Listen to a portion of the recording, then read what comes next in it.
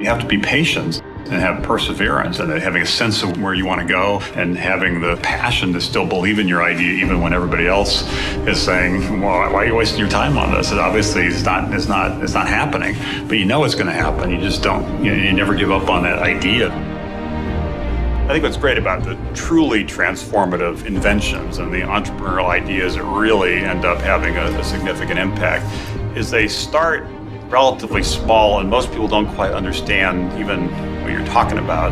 And they take some time before they get traction, but eventually they break through and the impact's far broader than anybody could have imagined. Entrepreneurs who want to change the world, want to have a significant impact, don't want to just build a company. They want to build an industry. Don't want to just create another product or service. They really want to fundamentally improve aspects of people's lives. The people who started these great companies, they just think out solutions on their own to problems. You don't do it the way it's been done before. That's in a book. You go out and you try something new because you think that you'll be able to make it work.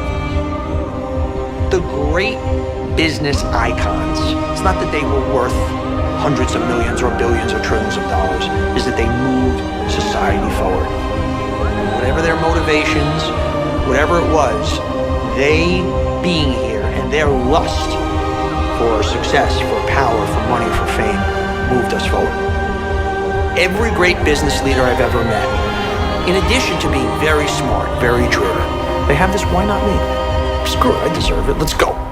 And if you don't have that, you can't achieve greatness. With all the great entrepreneurs, it was a mix of believing in an idea, but they also recognized that they had to do some things to take that idea and make it real. It probably comes early in an entrepreneur's life where you realize you're willing to do things in the business world that other people aren't willing to do. Everybody has got ideas and everybody's got ambitions, but most people aren't willing to cross that line. And I think an entrepreneur that's successful, that's your nature. Wherever there's change, wherever there's uncertainty, there's opportunity. You have to be able to take risks. You can't have greatness in anything without putting it on the line, and otherwise everybody would have it. If there was no loss, if there was no chance of tremendous failure or tremendous setback, you can't have the upside. There is no success without risk-taking. And I think that is actually what distinguishes the captains of industry from others. You have to be smart, you have to have vision, you have to have all of these different things. But the most successful people are the people that had the right idea but never, ever quit or gave up. The people that really succeed in life are those that don't quit. People react to failure in one of two ways. Either they get scared and give up, or they take that failure as a learning experience, and they kind of use that experience to redouble their efforts. I guarantee if these guys were alive today, they wouldn't be telling you about their successes. They'd be telling you about their early failures or the places they almost failed.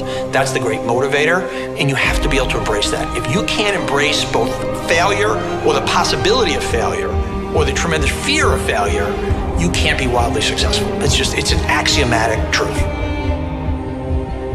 One striking thing about Carnegie, and this is true of the great entrepreneurs, they're willing to take risks. They're willing to roll the dice and bet, in later days, the whole corporation, or in this case, bet his career. Most people are too busy looking on the outside to really check what their barometers say inside. So as an entrepreneur, if you look inside, you'll find things that they all need that could become immensely popular if someone had the courage to promote it or to build it.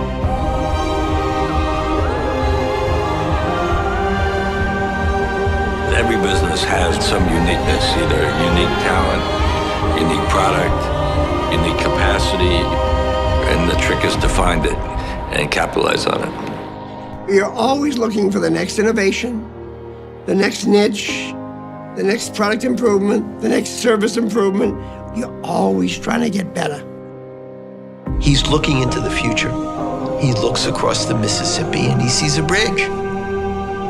And he's able to see that future and then willing to have enough confidence in his vision to put everything he's got into it and he's willing to convince others that he knows what that future is going to be.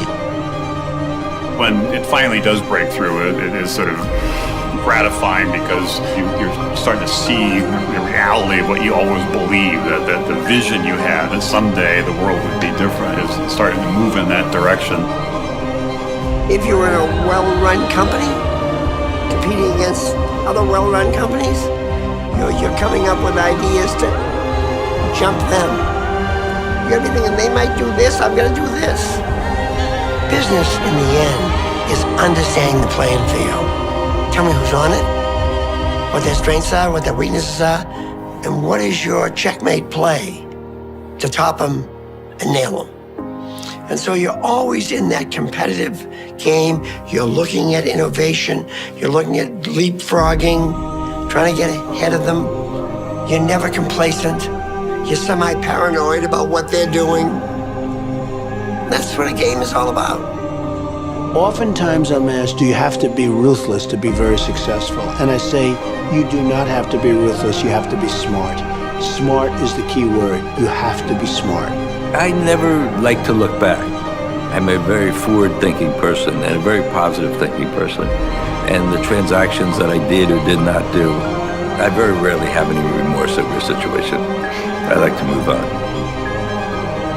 All that matters is how big do you want to dream and how hard do you want to work.